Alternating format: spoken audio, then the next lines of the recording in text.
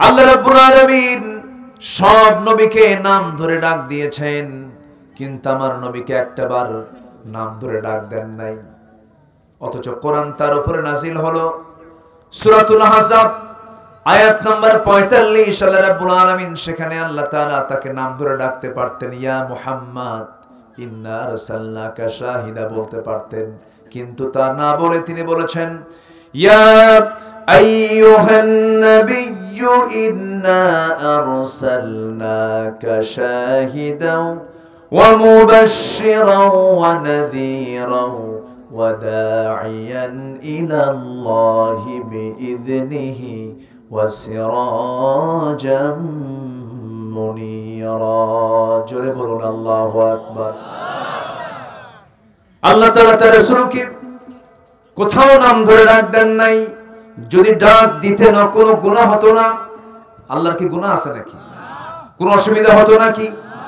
তাকে কেউ কিছু বলতো নাকি? কিন্তু আমার আল্লাহ অন্যান্য নবীকে নাম ধরে ডাক দিয়েছেন, যেমন ডাক দিয়েছেন ইয়া আদম উসকুন আনতা ওয়া যাওজুকাল জান্নাহ, ডাক দিয়েছেন ওয়া মা তিলকা বিয়ামিনিকা ইয়া মূসা, ডাক দিয়েছেন ইয়া ইয়াহইয়া খুযিল কিতাবা বিকুওয়া। কিন্তু আমার আল্লাহ আমার রাসূলকে কোথাও ইয়া মুহাম্মদ বলে ডাক দেন নাই। ডাক দিয়েছেন ইয়া আইয়ুহার রাসূল। সুরকান সুবহানাল্লাহ। ডাক দিয়েছেন ইয়া আইয়ুহাল মুযাম্মিল কুমিল লাইলা ইল্লা কালিলান নিসফাহু আও ইনকুস মিনহু কালিলান আও জিদ আলাইহি ওয়া রাত্তিলিল কুরআন তারতিলা। জোরে বলুন আল্লাহু আকবার। কি সুন্দর করে রাসূলকে গুণবাচক শব্দ ডাক দিয়ে গুণবাচক শব্দ প্রয়োগ করে রেখেছেন। সে নবীর শান কত, মান কত। নবীজির জন্ম যখন হলো, নবীজি রবিউল আউয়াল মাসে জন্মগ্রহণ করলেন। মাত্র তার বয়স 3 দিন। কয় দিন? 3 দিন বয়স। আবু তালেব ছিলেন নবীজির আপন চাচা, যদিও কাফের, কিন্তু সারা জীবন নবীর পক্ষে কথা বলেছেন। আবু তালেবের 2টা ছেলেও ছিল, তারা সাহাবী। সাইয়েদনা জাফর আর একজন আলী রাদিয়াল্লাহু তাআলা আনহু, নবীজির জামাই। এই 2 জন তারা ইসলাম কবুল করেছিলেন। কিন্তু আবু তালেব ঈমান আনতে পারেন নাই। তাকে তিনি শব্দ বলে আমি সম্বোধন করি এজন্য, কারণ সারা জীবন নবীর পক্ষে তিনি থেকেছেন, বেয়াদবি করেন নাই। এই আবু তালেব একদিন বলতেছে, ভাতিজা মুহাম্মদ, তোমার বয়স যখন 3 দিন, তোমাকে আমি দেখার জন্য তোমাদের বাড়িতে গেলাম, তোমাদের ঘরের মধ্যে ঢুকলাম। তোমার মা তোমাকে কোলে নেয় নাই, তোমাকে খোলা আকাশের নিচে, চাঁদনি আকাশের নিচে তোমাকে শোয়ায় রেখেছে। তোমার মা শুধু কান্নাকাটি করে, তোমাকে সময় দেয় না। সেই সময় আমি তোমাকে দেখেছি। ওরে আমার ভাতিজা মুহাম্মদ, ভুল দেখলাম কিনা জানি না, তুমি আজকে আল্লাহর পয়গম্বর হয়েছে, তোমাকে প্রশ্ন করছে। এই জন্য তুমি সত্যি করে বলো তো, আমি কি ভুল দেখছি না ঠিক দেখেছি? কি চাচা আপনি কি দেখছেন বলেন। এবার তিনি বলছেন, ভাতিজা মুহাম্মদ, সেই চাঁদনি রাতে আমি তোমাকে দেখতে গেলাম, দেখি তোমার মা তোমাকে ছেড়ে দিয়া কান্নায় ভেঙে পড়েছে। সেই সময় দেখতে পেলাম তোমাকে খোলা আকাশের নিচে শুয়ে রেখেছে। আকাশের চাঁদনি রাত, সেই চাঁদের নিচে তোমাকে শোয়া রেখেছে। কিন্তু আমি লক্ষ্য করে দেখলাম, তুমি তোমার বাম হাত যখন ডান দিকে নাও, আকাশের চাঁদ তোমার হাতের সঙ্গে ডান দিকে যায়। তুমি যখন তোমার হাতটা যখন বাম দিকে নাও, তোমার চাঁদটাও তোমার সাথে সাথে বাম দিকে চলে যায়।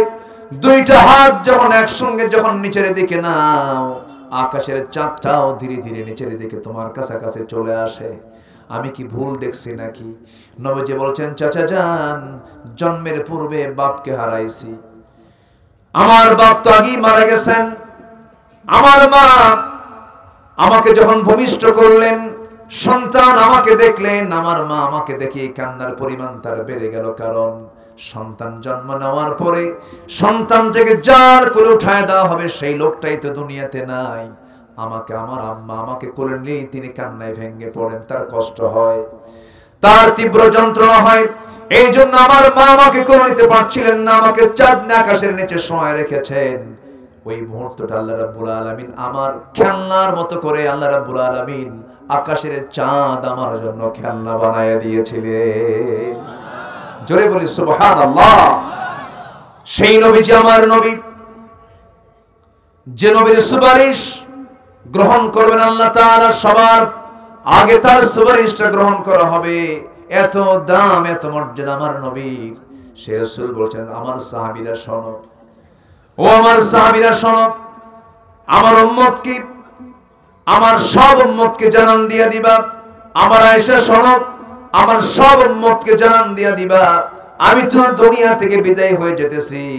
আমার উম্মতকে জানায় দিবা, সুপারিশের জন্য অন্তত যেন আমার উম্মতরা 5 ওয়াক্ত নামাজ না ছেড়ে দেয়। সবাই কি নামাজ পড়তে রাজি আছেন? সবাই কি নামাজ পড়তে রাজি আছেন? দেখি কারা কারা পড়তে রাজি আছেন, এটা হাত তুলে দেখেন তো দেখি। হাত তো সবাই তুললেন, মাশাআল্লাহ। বলি ইয়া আল্লাহ, আরো জোরে বলি ইয়া আল্লাহ। আমাদেরকে 5 ওয়াক্ত সালাত আদায় করার তৌফিক তুমি আল্লাহ দিয়া দাও। জোরে বলি আমিন, আরো জোরে আমিন, আরো জোরে আমিন। কষ্ট দিলাম মনে হয়। হুজুর মাহফিলে এসে তো বড় বেকায়দায় পড়লাম, ঠান্ডা পানি দিয়ে ওযু করা যায়?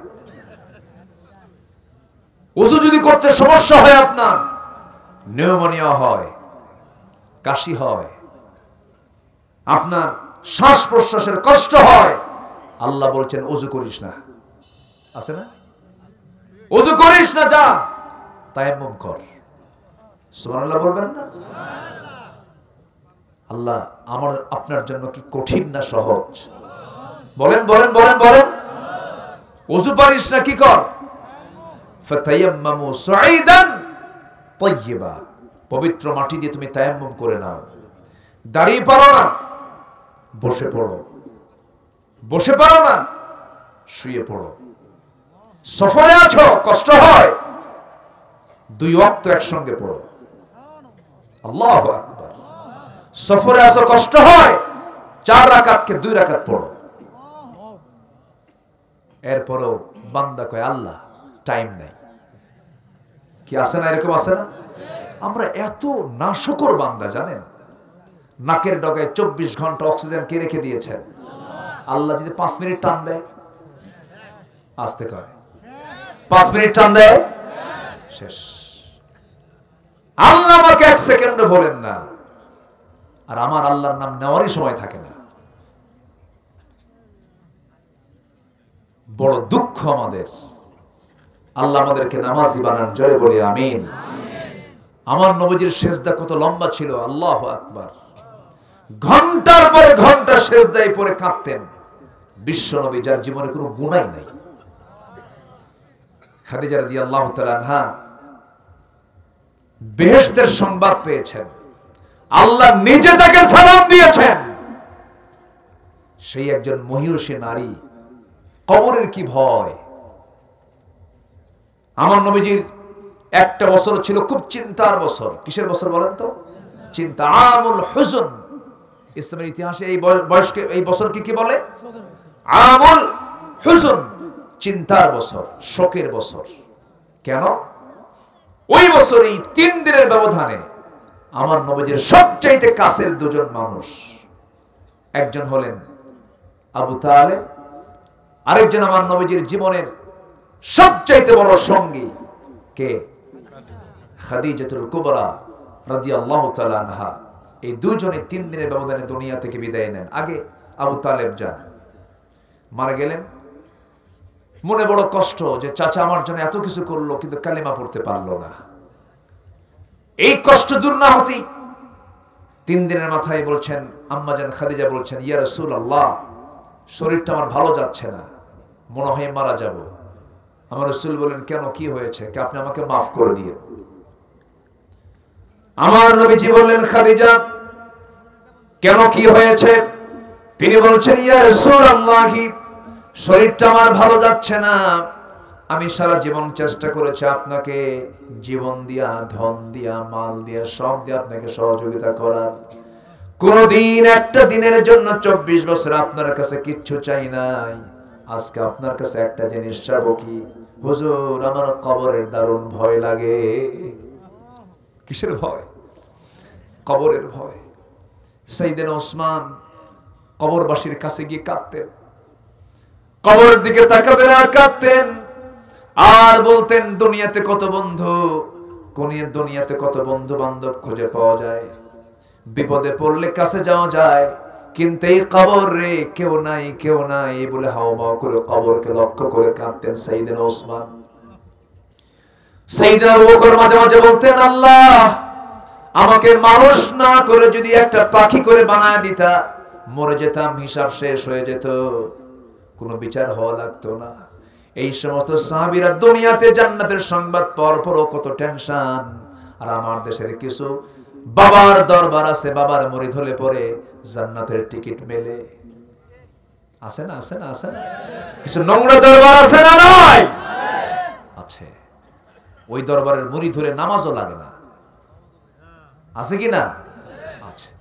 নোংরা বাবার কাছে যাওয়া যাবে না, বেনামাজি কোন লোকের কাছে যাওয়া যাবে না। দুনিয়াতে ভালো বন্ধু নির্বাচন করবেন, ভালো আলেম নির্বাচিত করবেন, ভালো আলেমের সঙ্গে সম্পর্ক রাখবেন, নামাজীর সঙ্গে সম্পর্ক রাখবেন। এই দুনিয়াতে যার জীবনে ভালো বন্ধু মিলেছে, তার চাইতে বড় ভাগ্যবান মানুষ এই পৃথিবীতে দ্বিতীয়টা নাই। ভালো বন্ধু আমরা নির্বাচন করব, জোরে বলি ইনশাআল্লাহ। খাদিজা রাদিয়াল্লাহু তাআলা দুনিয়া থেকে বিদায় নেবেন। রাসূল বললেন, খাদিজা, তুমি আমার কাছে কি চাচ্ছ বলো? হুজুর, আমার কাছে সবচেয়ে বড় টেনশন হলো কবর। মনে হয় দুনিয়া থেকে বিদায় নিয়ে নেব। দুনিয়াতে আপনার কাছে কোনোদিন কোনো কিছু চাই নাই, সব সম্পদগুলো আপনার হাতে তুলে দিয়েছি হুজুর, কিন্তু আজকে আপনার কাছে একটা জিনিস দাবি করব, সেটা হলো জীবনে তেমন কোন আমল করতে পারি নাই, কবরের যে প্রথম পদক্ষেপ, 3টা প্রশ্ন হবে, মালাকুল কি বলে, কিরামুন কাতিবিন এসে যখন প্রশ্ন করবে, সওয়াল জবাবের ফেরেশতাগণ এসে যখন প্রশ্ন করবে, সওয়াল জবাবের ফেরেশতা এসে যখন প্রশ্ন করবে, সেই সময় আমার মন বলছে, মনে হয় আমি প্রশ্নের জবাব দিতে পারবো না। আপনি বিশ্বনবী, আমার হয়ে আপনি 3টা প্রশ্নের জবাব দিয়ে দিবেন। রাসূল বলছেন, খাদিজা, চিন্তা করো না, দেখা যাক। তুমি আমার জন্য কোনো চিন্তা করো না, তুমি আমার জীবনে যে কাজটা করে দিয়েছো, নবুয়তের জিন্দেগীর জন্য যে পরিমাণ সহযোগিতা করেছো, ওরে খাদিজা, আজকে তোমার সমস্ত ওসিয়তগুলো পূর্ণ করা হবে। আমার নবীজি তার কথা মতো কবরের পাশে গিয়ে দাঁড়ালেন। জিবরাইল আমিন বলছেন, ইয়া রাসূলুল্লাহ, আপনি কেন এখানে অপেক্ষা করছেন? জিবরাইল বলছেন, খাদিজার 3টা প্রশ্নের জবাব দেওয়ার জন্য আজকে কারো প্রয়োজন হবে না, আল্লাহ নিজে যথেষ্ট। জোরে কোন সুবহানাল্লাহ। সেই কবর কি সবার সামনে আছে? আসতে বলবেন না, আছে না নাই? আছে। কবরের আযাব থেকে বাঁচার জন্য কয় ওয়াক্ত নামাজ? আসতে বলবেন না, কয় ওয়াক্ত নামাজ? নামাজ আমরা কেউ ছাড়বো না। কিয়ামতের দিন প্রথম প্রশ্ন হবে কয় ওয়াক্ত নামাজ নিয়ে? 5 ওয়াক্ত নামাজ নিয়ে। এবং কাফের এবং মুমিনের মধ্যে পার্থক্য সৃষ্টি করে দেয় কোন ইবাদত? নামাজ। জাহান্নামে যাওয়ার 1 নাম্বার কারণ নামাজ ছেড়ে দেওয়া। সিদ্ধান্ত কি আজকে নেব ইনশাআল্লাহ? সবাইকে নেব। যুবকরা, তোমার গ্রামে তালিকা করবা, তোমার নিজের গ্রামে তালিকা করবে যে কারা নামাজ পড়ে আর কারা নামাজ পড়ে না। যারা নামাজ পড়ে না তাদেরকে দাওয়াত দাও। তোমার গ্রামের মাতব্বরকে তুমি টার্গেট করো, যার কথায় গ্রাম ওঠা বসা করে, সে নামাজ পড়ে কিনা। সে যদি নামাজ পড়ে, ওয়েলকাম। নামাজ যদি না পড়ে, সবাই মিলে এক জায়গায় হয়ে বলো, চাচা, আপনি মাতব্বর, আপনি নামাজটা পড়ুন। যদি নামাজ পড়ে, ভালো। নামাজ যদি সে ছেড়ে দেয়, বারবার বলার পরও সোজা কথা বলে দিবা, চাচা, আপনার মাতব্বরি আমরা মানি না। কি ঠিক কিনা? আপনি আল্লাহর হক নষ্ট করতে পারেন, আপনি বান্দার হক নষ্ট করতে পারেন। সতর্ক হও। আমরা আগামীর দেশকে সাজাতে চাই, কোরআনের রঙে রঙিন করতে চাই। জোরে বলি ইনশাআল্লাহ। আর জোরে বলি ইনশাআল্লাহ। তোমার গ্রামে যে ঘর থেকে যে নারী আপত্তিকর পোশাক পরে বের হবে, তোমরা ইয়াং যুবক ছেলে পেলে সব চলে যাবে সেই বাড়িতে। মূল মুরব্বীকে ডাক দিয়ে বলবে, চাচা, আপনার মেয়ে, আপনার বোন অথবা আপনার স্ত্রী আপত্তিকর পোশাক পরে বের হয়, আমরা যুবক গ্রামে বসবাস করি, আমাদের কষ্ট হয়, চোখের গুনাহ হয়, ওয়াসওয়াসা দেয় শয়তান। এই গ্রামে বসবাস করতে হলে বোরকা ছাড়া বের হওয়া যাবে না। আসতে কও কেন যুবকরা, আসতে বলো কেন? ঠিক কিনা? তোমার গ্রাম তুমি ঠিক করো, আমার গ্রাম আমি ঠিক করি, আপনার গ্রাম আপনি ঠিক করেন, আপনার গ্রাম আপনি ঠিক করেন, গোটা দেশ নামাজি হবে, বেপরদার পরিবেশ বন্ধ হয়ে যাবে। কথাগুলো কি বলার দরকার আছে? বুকটা ফেটে যাচ্ছে, আওয়াজ হয় আরেক দিকে। সজাগ হতে হবে আপনাকে। অনেক কষ্ট করেছে মুগ্ধরা, কষ্ট করে জীবনটা দিয়েছে। আবু সাইদরা জীবন দিয়েছে। একটা জীবন দেওয়া সহজ না। চাপা মারা যায় বহু বটতলার ওই বট গাছের নিচে দাঁড়ায়া। ভাইরা আমার, আছে না এরকম? আছে না? চাপা বহু মারা যায়। যত রক্ত লাগে দেব, প্রয়োজনে লোক পাঠাবো, আমি যাবো না। এরকম চাপা বহু মারা যায়। আবু সাইদ জীবন দিয়েছে। এমনি এত সস্তা না জীবন দেওয়া। একটা দুইটা জীবন দেয়নি, অনেক জীবন দিয়েছে। যুবকরা, তোমরা কি সেই রক্তের বদলা একটা আদর্শ দেশ কি করতে পারবা না? জোরে বলো ইনশাআল্লাহ। নোংরামি করবা না। গার্লস স্কুলের সামনে অনেক ছেলে পেলে আছে, এতিমের মতো বসে থাকে। আছে না? মনে বাপও নাই, মাও নাই, কত যে অসহায়। আছে না? নাই? এগুলো করবা না। তোমরা যদি ভালো হও, দেশ ভালো হয়ে যাবে। বিবাহ পূর্ব কোনো নোংরামি করবে না। ওয়ালা মুত্তাখিদি আখদান ওয়ালা মুত্তাখিদাতি আখদান। গোপন গোপন কোন ইসলাম বিয়ের পূর্বে কোন প্রেম চলতে পারে? বিয়ের আগে প্রেম হয় না, বিয়ের পরে প্রেম হয়। কিন্তু এখন আমার দেশে কখন প্রেম হয়? বিয়ের আগে। বিয়ের আগে যদি সব প্রেম করে শেষ করো, বিয়ের পরে আর প্রেম করার জায়গা পাবা না। তখন হবে কিলাকিলি। কি হবে? কিলাকিলি। কষ্ট দিয়ে ফেলতেছে মনে হয়।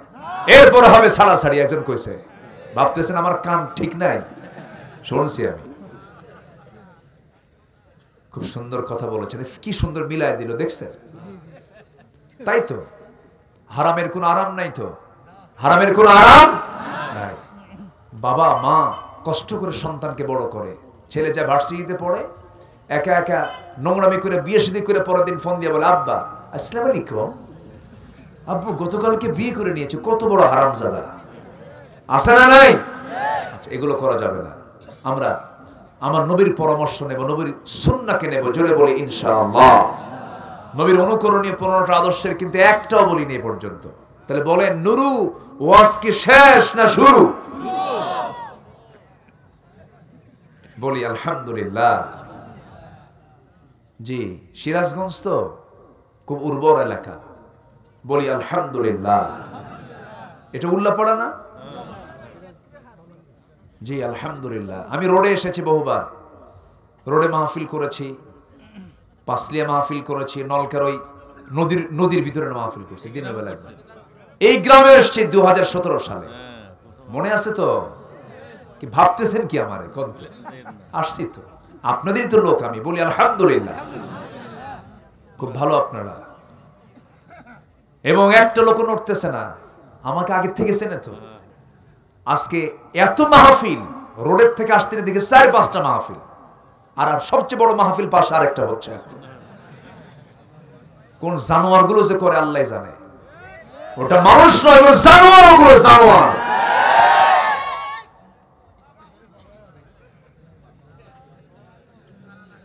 কি কষ্ট পাচ্ছেন নাকি আপনারা? আমার দিকে তাকান। আমরা নবীর 15টা আদর্শ আজকে শিখে যাবো। 1 নাম্বার হলো আমরা দাওয়াতি কাজ করব। কি কাজ করব বলেন তো? দাওয়াতি কাজ। কার পথে? দাওয়াতি কাজ করতে গেলে ধৈর্য কম দরকার না বেশি দরকার? কার ধৈর্য ধরা দরকার বলেন? যে দাওয়াত নেবে না দেবে? ধৈর্য কার বেশি দরকার? যে দেবে তার ধৈর্য ধরা দরকার বেশি। এখন আপনি দাওয়াত দিতে গেছেন, ও বলতেছে তুমি আমার এত দাওয়াত দিতে আসো কেন? এই তোর আমি খারাপ কিছু কইছি নাকি? কাম হবে? বলেন তো কাম? ধৈর্য ধরতে হবে। আমার রাসূল সবচেয়ে বেশি দাওয়াত দিয়েছেন আবু জেহেলকে। বলেন তো রাসূল কি সেখানে গিয়ে আরাম পেতেন, শান্তি পেতেন? সেখানে বেশি দাওয়াত দিয়েছেন। রাসূল দাওয়াত দিতে গেছেন তায়েফে, ফুল পেয়েছেন না পাথর পেয়েছেন? পাথর। রাসূলের দাওয়াত কি বন্ধ ছিল একদিনের জন্য? দাওয়াত দিয়েছেন। প্রথম দাওয়াত দিয়েছেন ঘরে। প্রথম দাওয়াত দিয়েছেন কোথায়? ঘরে। আমাদের অনেক হাজী সাহেব আছে বউ নামাজ পড়ে না, অনেক নামাজি স্বামী আছে বউটা নামাজ পড়ে না, কিচ্ছু বলেও না। আছে না নাই? বলেন তো আছে না নাই? ঠিক না। আগে নিজের ঘরকে ঠিক করুন, ঘরটাকে জান্নাতের পরিবেশ বানায় দেন, আল্লাহ কবুল করুন। যে ঘরে নামাজ নাই সেই ঘরে কিচ্ছু নাই। বউ যদি নামাজ না পড়ে কি করবেন?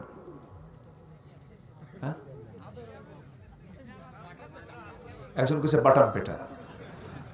এ তো কাম সেরে তো মার্ডার কেস তো। এই বউ নামাজ না পড়লে বাটাম দিয়ে পিটবেন? মায়েরা কি মাহফিল আছে নাকি? বলেন কি করবেন? চিন্তা করে কোন বউ কিন্তু সস্তা জিনিস না কিন্তু। আচ্ছা বলেন তো, চেয়ারম্যান বড় না চেয়ারম্যানের বউ বড়? ও এখন তো বউ ঠিকই বড় কম। এত সস্তা না বউ পিটানো। বউ জানে স্বামী কেমন। পৃথিবীতে সবচাইতে বড় সার্টিফিকেট হলো কি জানেন? বউয়ের কাছ থেকে ভালো সার্টিফিকেট নেওয়া। সমাজের সব লোক ভালো বলছে, এটা ভালো না।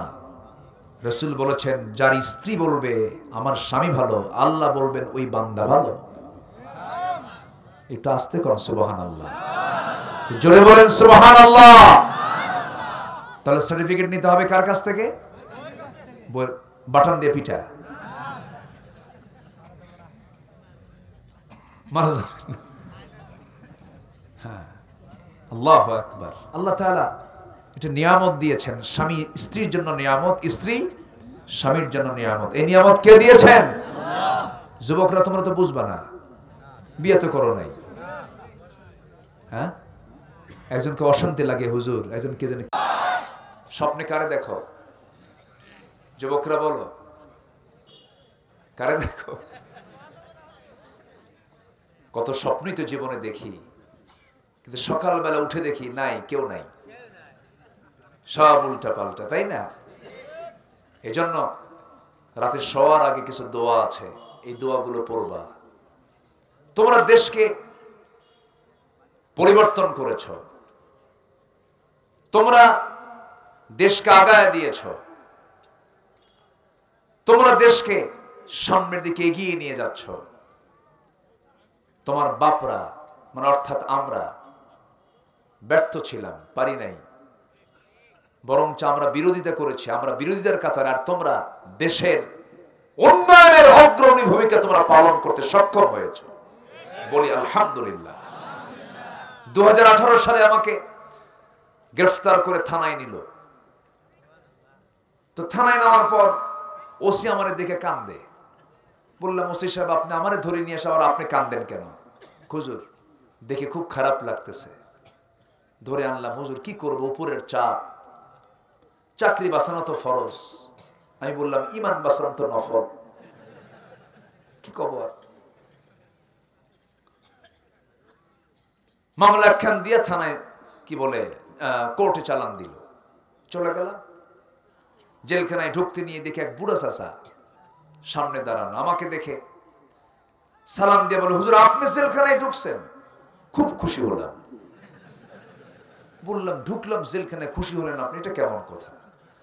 হুজুর ওয়াজ শুনতে যাই, অনেক দূরে বসে থাকি, খুব বড় শখ হয় একটু মুসাফা করব, একটু গায়ের সঙ্গে বুকের সঙ্গে বুক মিলাবো, পারি না। এত চান্স আসছে, এত সুন্দর থাকেন হুজুর জেলখানায় থাকেন। তো বললাম চাচা আপনার বয়স কত? 85 বছর। আপনি এই জায়গায় কেন? কে বাবা আর কইও না, বোমা হামলা, বোমা হামলা। কি কথা বোঝেন? এই নাটক চলেছে দীর্ঘদিন। যুবকরা তোমরা যেহেতু হাল ধরেছ, তোমাদের কাছে আমরা এই প্রত্যাশাই রাখবো, সব আদর্শ ছেড়ে নবীর আদর্শ ধরো। দেশ পৃথিবীর সবচাইতে আধুনিক দেশ, উন্নত দেশে রূপান্তর হবে। জোরে বলি ইনশাআল্লাহ। কি গান টান হচ্ছে এখনো? কি মুশকিল, এটা একটা ডিস্টার্ব হচ্ছে তো। হ্যাঁ, ওরা ধীরে ধীরে বাড়াচ্ছে আরো না। আল্লাহ ওদের হেদায়েত দিক। জোরে বলি আমিন, আরো জোরে আমিন। তবে একটা কথা বলে রাখি, সেটা হলো যে ঈমান অন্যের বিরুদ্ধে কথা বলতে পারে না, সেটা ঈমান নয়। আপনার এলাকায় সিদ্ধান্ত নেবেন, আপনার এলাকায় যেন কোনো গান বাজনা, যাত্রা থিয়েটার যেন না হয়, প্রয়োজনে লাঠি দিয়ে পিটায় সোজা করবেন, ঠিক কিনা? কোন দিন করবেন এগুলো? এগুলো বন্ধ করা দরকার। আছে না নাই? আছে না নাই? আমরা সতর্ক হব। জোরে বলি ইনশাআল্লাহ, আরো জোরে বলি ইনশাআল্লাহ। সম্মানিত ভাইয়েরা, সম্মানিত বন্ধুগণ, একটাই আদর্শ আমার জীবন। জি, বিয়ে শাদী করতে হবে, সময় হলে বিয়ে করে নিতে হবে। যে যুবক বিয়ে করতে চায় না, ও ঠিক না, ও বাইপাস মারে। বিয়ে করতে হবে। বিয়ে করাই হলো চরিত্রের মূল লক্ষণ। আর যে যুবক বিয়ে করতে চায় না, ও দুষ্ট, ঠিক কিনা? যারা বাবা হয়েছেন তাদেরকে বলি, আপনার সন্তান যদি বিয়ের জন্য মুখ খুলে ফেলে, ভাববেন আপনার সন্তানের চরিত্র ঠিক আছে। যদি আপনার সন্তান যদি বলে বিয়ের দরকার নাই, কি আছে না? এরকম আছে না? আছে না নাই? তখন বাবার চিন্তার বিষয়। বাবা তখন চিন্তা করবেন, এই তো দুষ্টামি করতেছে। কি অঙ্ক বুঝাই দিলাম, বুঝতেছেন তো? বুঝতে হবে। অনেক বাপ আছে দুষ্ট, বিয়ে করাতে চায় না। হ্যাঁ, ঠিক ঠিক আছে, তোমার ব্যবস্থা হবে আজকের থেকে। অনেক বাপ আছে এরকম সমস্যা করে, কিন্তু এটা ঠিক না।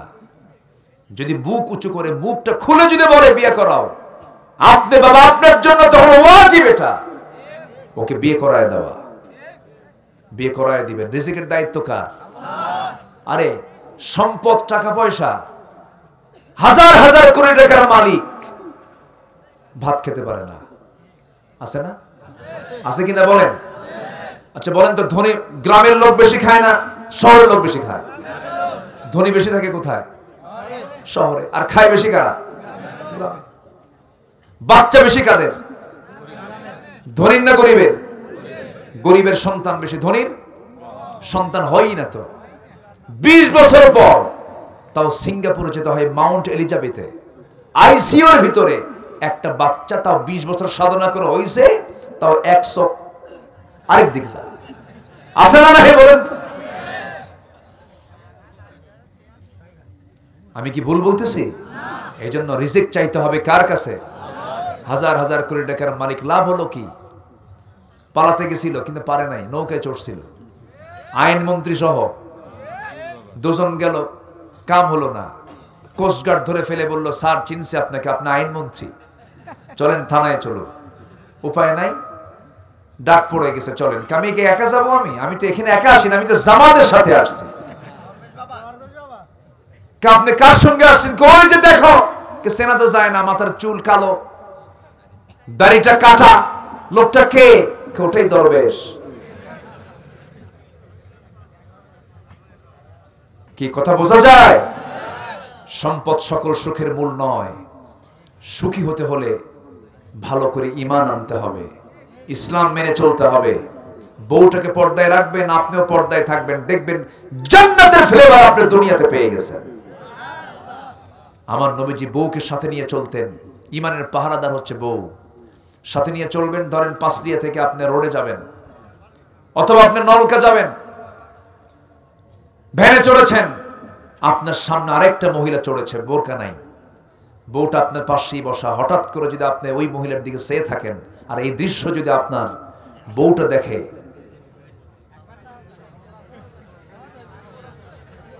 কিচ্ছু কবে না। বাইরের কাম শেষ করার পর সন্ধ্যার পরে এসে যখন আপনি ডাক দিবেন, সুইটি, তোমার সুইটি, তুমি চেয়ে থাকো আরেক দিকে, তোমার চোখ আগে ঠিক করো। কি ঠিক কিনা? এই বউ হচ্ছে ইমানের পাহারাদার। আমার নবীজি হজে গেছেন একবার বউ সহ। কি সহ? বউ সহ। তাহলে বউ সাথে নিয়ে হজ করা কি নবীজির সুন্নাহ। আমার মায়ের আমার এই ওয়াজ শুনে যে কি পরিমাণ খুশি হয়েছে আল্লাহ জানে। হয়তো অনেক মা বলতেছে, হুজুর আপনি খুব ভালো কইছেন, আমার বুড়া তো খালি একা একা যায়, বুড়ি নিয়ে যায় না। আমার রাসূল স্ত্রীকে সাথে নিয়ে হজে গেছেন, যুদ্ধে গেছেন, যুদ্ধে। তাও উহুদ যুদ্ধ। কিসের যুদ্ধ? যে যুদ্ধে নবীজির দুই দাঁত নাই। যুদ্ধের ময়দানে আমার নবীজি যুদ্ধে, রাতের বেলা যুদ্ধ থেমে গেছে, চাঁদনি রাত, তাঁবুর ভিতরে ঢুকে বলছেন, আয়েশা রাত তো অনেক গভীর, সব ঘুমায় পড়েছে, যুদ্ধ থেমে গেছে, তোমাকে টাইম দিতে পারি নাই আমি, চলো আজকে একটু দৌড়ের পাল্লা দেই। আম্মা জান আয়েশা বলেন, নবীর সঙ্গে আমি দৌড়ের পাল্লা দিয়ে আমি ফার্স্ট হয়ে গেলাম। আয়েশা ফার্স্ট হলেন না, রাসূল তাকে ফার্স্ট বানায় দিলেন। ও খুশি হোক। আমার নবীজি স্ত্রীর হক আদায় করেছেন, সন্তানদের হক আদায় করেছেন, পরিবারকে সময় দিয়েছেন। পরিবারকে আমরা সময় দেব, জোরে বলি ইনশাআল্লাহ, আরো জোরে বলি ইনশাআল্লাহ। বউটাকে বলবো, বউ আমার, দুনিয়ার জিন্দেগিতে তুমি আমার যৌবন, আমার যৌবন তুমি নিয়েছো, তোমার যৌবন আমি নিয়েছি, একই ছাদের নিচে আমরা জীবনটা কাটায় দিলাম, বাকি পরবর্তী জিন্দেগি আখিরাতের জিন্দেগিও তোমার সঙ্গে কাটায় দেব, জান্নাতের ভিতরে নামাজটা পড়ো। ঠিক কি না? দাওয়াতি কাজ করতে হবে। আমার নবীজি এক নাম্বার তার কাজ ছিল দাওয়াতি কাজ করা। নাম্বার 2 হলো তিনি সাহসী ছিলেন। আমরা ভীরু হব না, সাহসী হব, সাহসী হব। নাম্বার 3 আমার নবীজি ধৈর্যশীল ছিলেন, আমরাও ধৈর্যশীল হব। বিয়ে আগে না ধৈর্য আগে? ব্যবসা আগে না ধৈর্য আগে? বলেন বলেন বলেন বলেন। নামাজ আগে না ধৈর্য আগে? কিছু কিছু নামাজি আছে যত ব্যস্ততা নামাজের মধ্যেই দেখায়, একটা 30 মিনিট পার হলেই কিছু কিছু মুসল্লি আছে খতিবকে ওয়ার্নিং দেয়, হুজুর তাড়াতাড়ি খুতবা শেষ করেন। আছে না? আসতে বলুন, আছে না নাই? ঘড়ি দেখার দায়িত্ব কার, মুসল্লির না খতিবের? বলেন বলেন। খতিব নিজে খুতবা দিবে, ঘড়ি দেখবেন, তিনি সিদ্ধান্ত নেবেন। যে মুসল্লি খতিবকে, যে মুসল্লি ইমামকে অর্ডার করে, সে বেয়াদব। ঠিক কি না? সে বেয়াদব। সূরা হুজুরাত পড়েন, সূরা হুজুরাত পড়লে এগুলো পাবেন। ধৈর্য ধরতে হবে। ইমাম সাহেব লম্বা সূরা পড়ছে, পিছন থেকে লম্বা সূরা পড়লে তার লোকমা আসবে না। পিছন থেকে কিছু কিছু অধৈর্যশীল কিছু মুসল্লি আছে, আছে কিনা বলেন? মানে বুঝাচ্ছে হুজুর শেষ করেন। হ্যাঁ, এগুলো করা যাবে না। ধৈর্য, ধৈর্যের পিরামিড ছিলেন মুহাম্মদ সাল্লাল্লাহু আলাইহি ওয়াসাল্লাম। নাম্বার 4 হলো পরিবারের প্রতি দায়িত্বশীলতা, যা বলে ফেলছি কিছুক্ষণ আগে। নাম্বার 5 হলো আমানতদারিতা। নাম্বার 6 হলো ন্যায় বিচার করা। নাম্বার 7 হলো এতিম প্রতিবেশীদের হক আদায় করা। নবীজি এতিমের প্রতি সহায় ছিলেন, বিধবার পাশে দাঁড়িয়েছেন, প্রতিবেশীর হক আদায় করেছেন। নাম্বার 8 হলো আল্লাহর বিধানের প্রতি শর্তহীন আনুগত্য করা। নাম্বার 9 হলো আল্লাহর জন্য দিনের কাজে কঠিন পরিস্থিতিতে ধৈর্য ধরা, সবর ধরা। হিজরতের রাতের কথা যদি আমার বারবার যখন মনে হয়, আমি ভাবি, আহারে বিশ্বনবীর কি পরিমাণ ধৈর্যের পিরামিড তিনি ছিলেন, কি পরিমাণ তার মধ্যে সবর ছিল। সামনে নাঙ্গা নাঙ্গা তরবারি, উলঙ্গ তরবারি, কিন্তু সিদ্ধান্তে তিনি অটল ছিলেন। কি আকীদা তার মধ্যে ছিল, কি বিশ্বাস তার মধ্যে ছিল। বালু শুধু হাতের মধ্যে নিয়ে ফিকে মেরেছেন একদিকে, সমস্ত বালুর কণা প্রত্যেকটা শত্রু চোখে চোখে পৌঁছা দিয়েছেন তিনি আমারকে। কঠিন পরিস্থিতিতে আসলেও ধৈর্য ধরতে হবে, এটা শিখিয়েছেন মুহাম্মদ সাল্লাল্লাহু আলাইহি ওয়াসাল্লাম। নাম্বার 10 ঈমানের পথে অবিচল থাকা। যত হাজার ঝড় সাইক্লোন আসুক না কেন, ঈমান বেচে খাওয়া যাবে না। টাকা দিয়ে সাক্ষী কেনা যায়, আমার দেশে আছে না নাই? আলেমের বিরুদ্ধে সাক্ষী দিয়েছে, এরকম রেকর্ড আছে না নাই? আছে। তার ঈমান আছে না গেছে? ঈমান চলে গেছে। নাম্বার 11 হলো আল্লাহর প্রতি ভরসা রাখা। কার প্রতি ভরসা রাখা? আল্লাহর প্রতি ভরসা রাখা। নাম্বার 12 হলো কাজে কর্মে একা নয়, পরামর্শ করা। কি করা বলেন তো? পরামর্শ করা। নাম্বার 13 হচ্ছে বিনম্র হওয়া, বিনয়ী হওয়া। নাম্বার 14 হলো কুফরের প্রতি কঠোর হওয়া, আর মুমিনদের প্রতি রহম দিল হওয়া, আন্তরিক হওয়া। এই 14টি আদর্শ আল্লাহ রাব্বুল আলামিন আমাদের জিন্দেগিতে আমল করার তৌফিক দান করুন, জোরে বলি আমিন। জি, কিছু কিছু ভাইয়ের একটু নড়াচড়া শুরু হয়েছে। নড়াচড়া শুরু হওয়ার আগেই আমি শেষের দিকে আস্তে আস্তে চলে যাব, কারণ আজকে কিন্তু ম্যাক্সিমাম আমি গুরুত্ব দিয়েছি নামাজের উপরে। ফজর পড়বেন তো সবাই? দেখি কারা কারা ফজর পড়বেন, কারা কারা?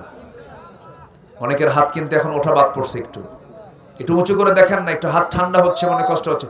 বলেন ইয়া আল্লাহ, আমাদেরকে ফজর, জোহর, আসর, মাগরিব, ইশা 5 ওয়াক্ত সালাত আদায় করার তৌফিক তুমি আল্লাহ দিয়া দাও, জোরে বলি আমিন।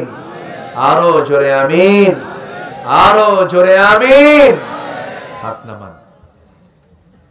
কষ্ট দিয়ে ফেললাম মনে হয়। আচ্ছা, বইয়ের পর্দার দরকার আছে না নাই? পর্দা করা কি ফরজ।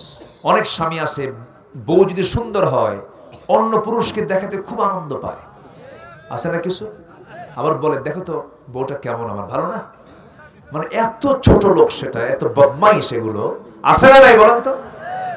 নিজের বউ আপনি নিজে দেখবেন, আপনি অন্যকে দেখাবেন কেন? আবার হুন্ডাই তোলে, কোন Honda? Latest version R15, passenger seat হলো 3 তলা, ড্রাইভিং সিট হলো আন্ডারগ্রাউন্ড। আছে না এরকম? আছে। ড্রাইভার দেখাই যায় না, বউটাকে পিছনের সিটে উঠায়, লাল শাড়ি পরায়া, কপালে কি লাগায়? কপালে টিপ দিয়া, লাল টিপ দিয়া, আর গাড়ে আটা ময়দা লাগায়া হুন্ডাই তুলে দিল একখান টান, পাঁচলিয়া মোড় থেকে একেবারে চলে গেল একদম বনপাড়ার মোড় পর্যন্ত। হুন্ডা চালালো, হুন্ডার আওয়াজ তো কম, সবাই তো দেখতে পারবে না, মিস যেন না হয়। হুন্ডার যেদিক দিয়ে ধোঁয়া বের হয়, সাইলেন্সার আউট, এবার হেলিকপ্টার আওয়াজ। বোঝেন না? জাতি যেন সবাই দেখতে, কেউ যেন মাহরুম না হয়। সন্ধ্যার আগ দিয়ে নদীর কিনারে গিয়ে ছবি একখান তুললো 16 Pro Max আইফোন দিয়া, ছবি টবি তুলে ফেসবুকে পোস্ট দিয়ে বলে, প্রিয় দেশবাসী, প্রিয় বন্ধুরা, আসুন আমার বউটাকে সবাই জামাতের সাথে দেখি। জোরে করুন নাউজুবিল্লাহ। এরকম বদমাইশ মার্কা কিছু স্বামী আছে না নাই বলেন তো?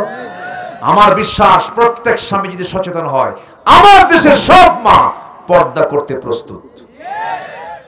আমার মায়েরা ভালো, ভালো, আমার দেশের মায়েদের মন মানসিকতা ভালো, কিন্তু পুরুষের জন্য কিছু মা নষ্ট হয়ে যায়। আল্লাহ আমাদেরকে ভালো করুন, জোরে বলে আমিন। আরো জোরে আমিন। আমি আর কথা বাড়াবো না, যে যেখানে আছেন সবাই বসবেন। ফজরের দিকটা আমরা খেয়াল করব। তার আগ দিয়ে আমার ভাইজান, কি এটা? ও, কিছু চাইতে হবে। সবাই দিয়েছেন কি? সবাই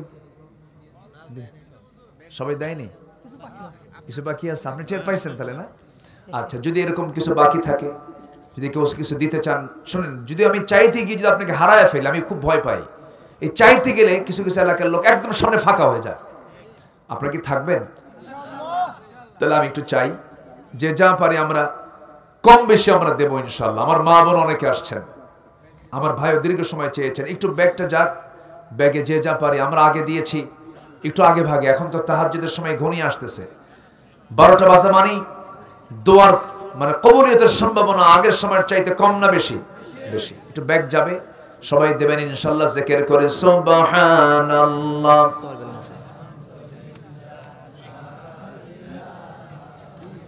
আরো জোরে লা ইলাহা।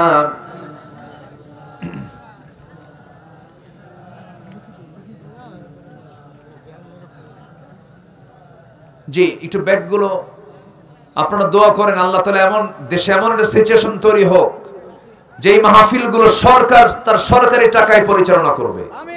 জোরে বলে আমিন। একটা সময় আসবে ইনশাআল্লাহ, মসজিদগুলো তৈরি করবে গভর্নমেন্ট। এখন তো সেই পরিবেশ নাই, যেহেতু আমাদের লাউ আর কদু বেচার টাকা দিয়ে করতে হয়। যে যা পারে আমরা সবাই ভিতরে যান না, একটু ভিতর, পিছন থেকে সামনে থেকে সব দিক থেকে ঢোকেন। জি, যে যা পারে আমরা সবাই দেব। জিকির করে সুবহানাল্লাহ।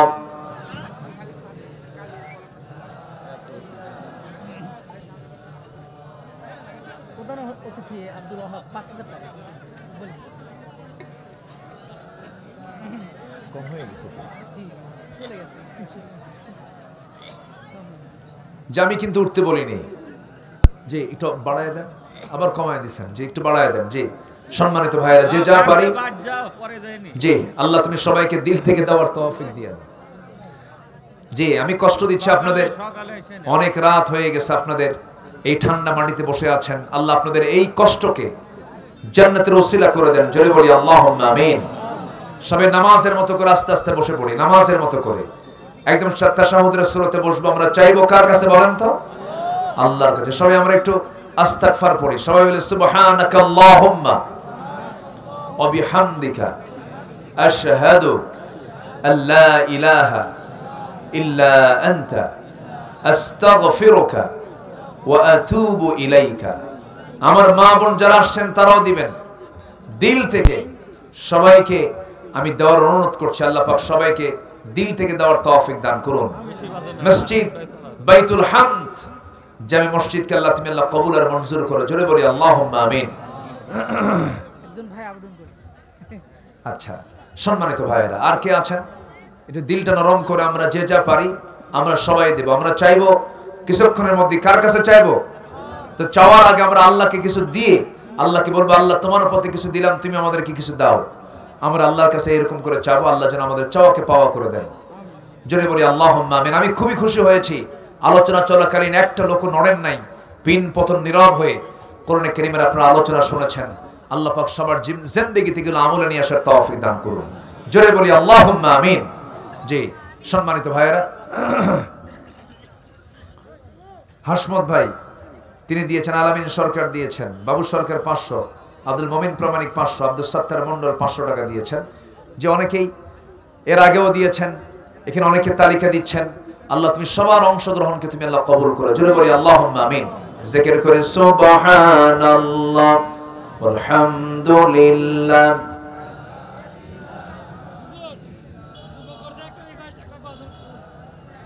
আরো জোরে লা ইলাহা সুবহানাল্লাহ আলহামদুলিল্লাহ। ওযু ছাড়া কোরআন পড়া যাবে কিনা? ওযু ছাড়া, ওযুর সঙ্গে সম্পর্ক রিয়ালি হচ্ছে নামাজের, তাই না? ইযা কুমতুম ইলাস সালাতি ফাগসিলু ওযুহাকুম ওয়া আইদিয়াকুম ইলাল মারাফিক ওয়ামসাহু বিরুউসিকুম ওয়া আরজুলাকুম ইলাল কা'বাইন। তা ঠিক আছে, কিন্তু কোরআন হচ্ছে এমন একটি কিতাব, এটা আসমানি গ্রন্থ, অন্য গ্রন্থের সাথে গ্রন্থের কোনো তুলনা চলে না। এবং এটার যত্ন অন্য গ্রন্থ থেকে একরকম না ভিন্ন রকম? ভিন্ন রকম। মূল জিলদ যদি হয়, তাফসীর সহ যদি কোনো কিতাব হয়ে থাকে কোরআন, সেটাকে আপনি ওযু ছাড়াও যদি হয় সমস্যা নেই, কিন্তু মূল জিলদ যেটা, মূল যে কোরআন, এটা অবশ্যই আমাদের যত্ন নিয়ে ওযু সহই পড়া অধিকাংশের মতো উত্তম। আল্লাহ পাক সবাইকে ওযু সহ কোরআনকে স্পর্শ করার তৌফিক দান করুন। জোরে বলি আল্লাহুম্মা আমিন। ঠিক আছে।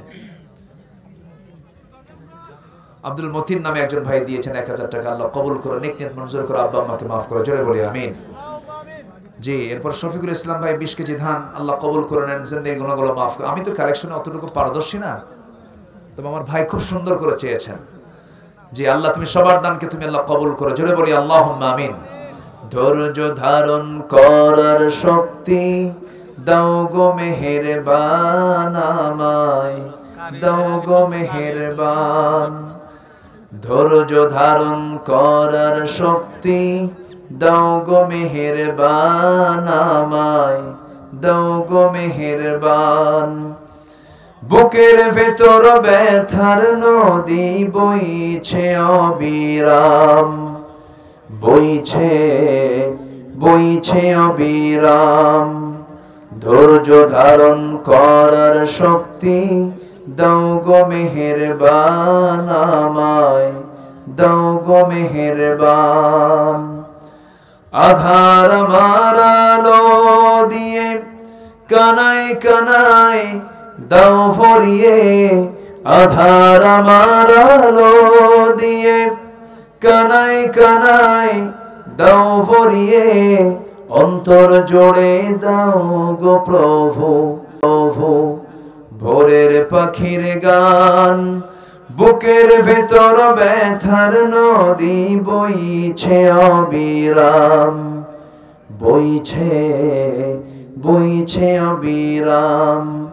ধৈর্য ধারণ করার শক্তি দাও গো মেহেরবান আমায়, দাও গো মেহেরবান।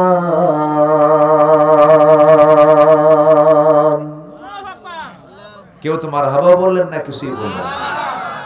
জি, যা হয়েছে আমরা এখন সোজা আমরা এখন একটু দোয়ার দিকে যাব। তেলাওয়াত শুনবেন? আউযু বিল্লাহি মিনাশ শাইতানির রাজীম। বিসমিল্লাহির রহমানির রহিম।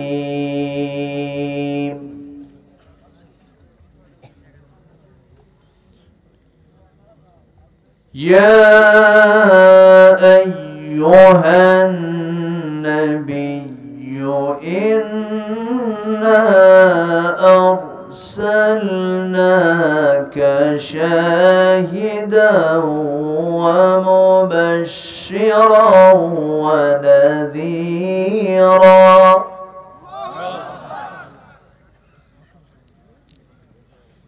وداعيا إلى الله بإذنه وسراجا منيرا.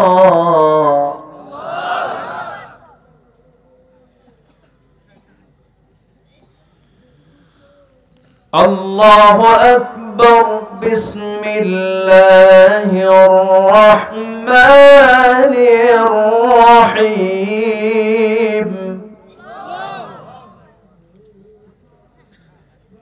إنا أعطيناك الكوثر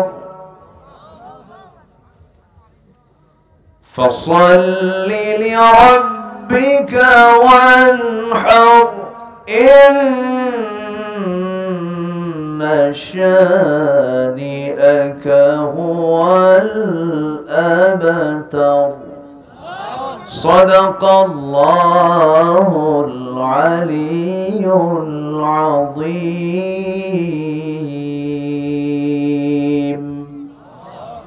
আসুন আমরা আর না দেরি করি, ফজরের দিকটা তাকাবো।